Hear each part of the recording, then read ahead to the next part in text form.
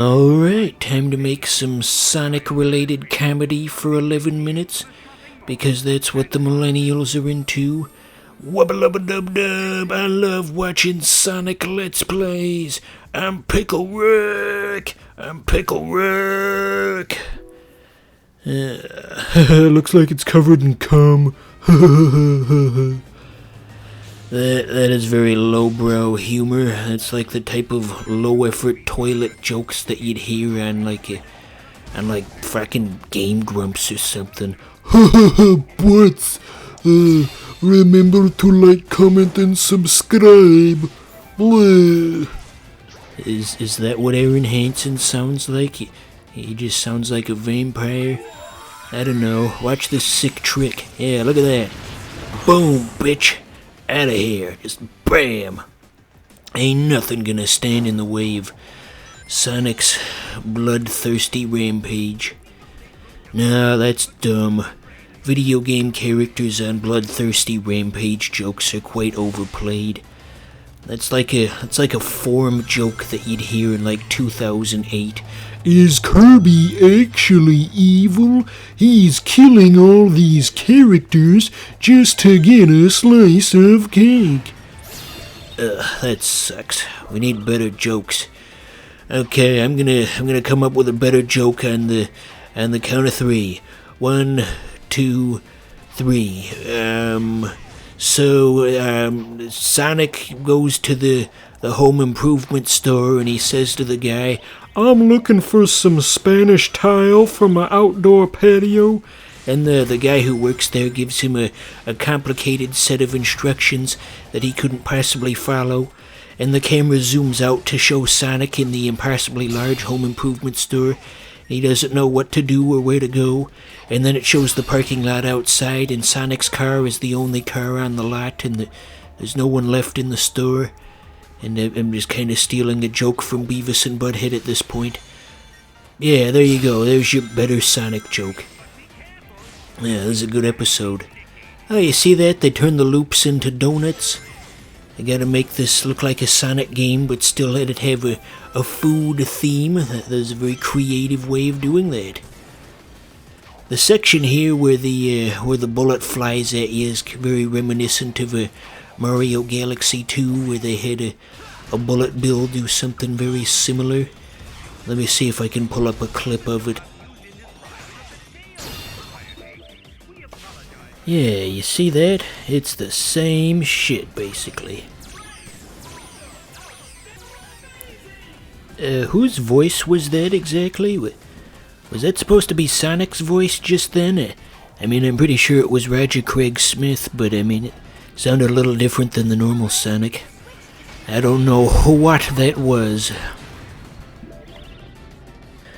So out of all the Sonic games out there, why do you think Sega chose this one to remake? I mean, they've got 30 years worth of games to pick from. Why didn't they choose something that's been largely lost to history, like Knuckles Chaotix? They could just have like a $15 Steam release of Knuckles Chaotix with cleaned up sprites. I'd buy that. I'd buy that for $1. Maybe they picked this one because this was the only one they felt they could convincingly sell the people for $60. Yeah, that sounds right. Corporate greed. Speaking of which, how much longer do you think it's gonna take before $70 video games just becomes the industry standard? It's slowly creeping up there. Right now we're at a place where just a select few games cost $70, but eventually we're gonna get to the point where everything is $70. And there's nothing you can do about it. Ooh. So on the level select screen a minute ago, there was like a weird orange alien with 3 horizontal eyes, or vertical eyes, 3 vertical eyes, and I was just thinking, you know, he kind of looks like the alien from Chicken Little, if you ever saw that movie. As a kid, I thought it was pretty funny, but as an adult, I realized that it's not like the critic's favorite movie, or anything like that. Just all these grown adults with too much time on their hands and they have to nitpick flaws in a children's movie. These characters aren't nice to each other. That makes the movie bad. Characters in kids' movies cannot be mean. But anyway, as a kid, I found that it really subverted a lot of the tropes of Disney movies, and it felt very much like a parody of Disney movies. They had the scene at the opening where it's like, they said, this is where the story begins, and then they played the first couple seconds of The Lion King, that, you know, like the, it's a man, yeah, that one. Anyway, that's not something a Disney movie would typically do. Typically, they take themselves far too seriously for a joke like that. It was very refreshing at that age to see that. As Kramer would say, it is very refreshing. As Kramer would also say, I'm gonna have you upside down with a fucking fork up your ass! No. I probably shouldn't put that in the video.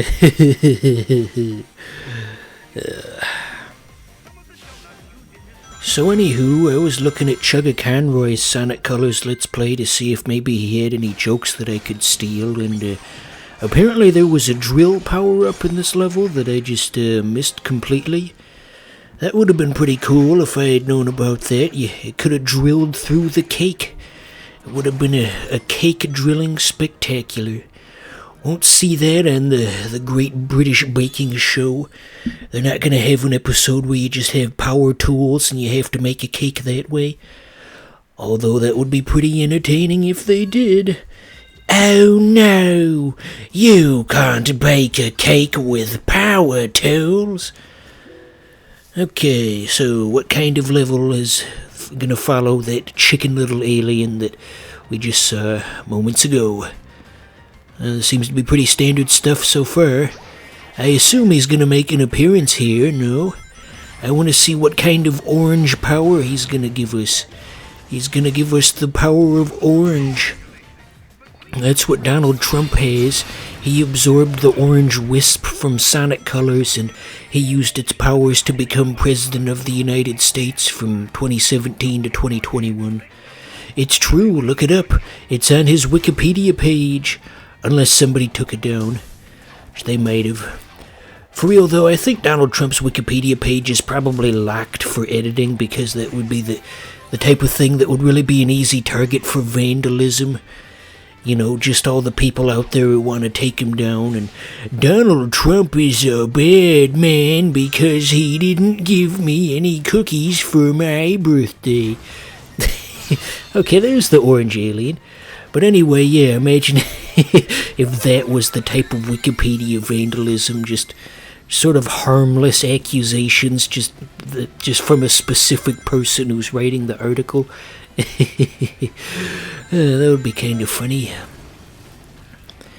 So yeah, the orange guy gives you rocket powers. He gives you rocket power on DVD, so you can be bored. I never liked Rocket Power, the show, is where I'm getting at with this. Honestly, as a kid, I never really liked any of the Klasky Supo cartoons except for the Rugrats. I thought Rocket Power was boring. I thought As Told by Ginger was boring.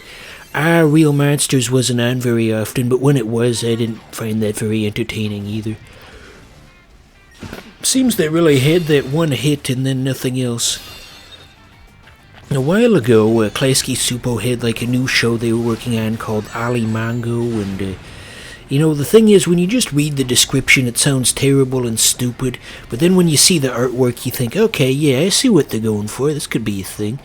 Anyway, the description of the show was that Ali Mongo was going to be a zombie skateboarder, which just sounds horrible, but again, when you see the designs, you can say, okay, I see the appeal of that.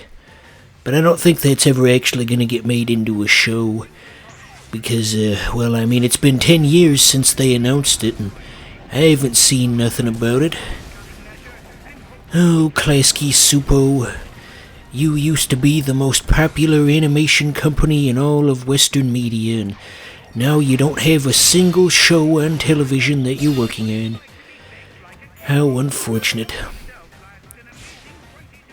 I guess that sort of ass-ugly art style they always did could really only succeed in the 90s when they had, like, the the gross out phase of animation, and everybody wanted to be the next Ren and Stimpy. I was gonna say everybody wanted to be the next John Kay, but maybe we shouldn't say that. There was a 1-up hidden in that score, by the way. That's pretty cool. Sonic will live to see another day. Unlike Sonic the series, which is pretty much dead, they don't really make new Sonic games very often anymore. We've still got Sonic Rangers coming up, but I mean, it's been 5 years. It's not gonna be worth waiting 5 years for.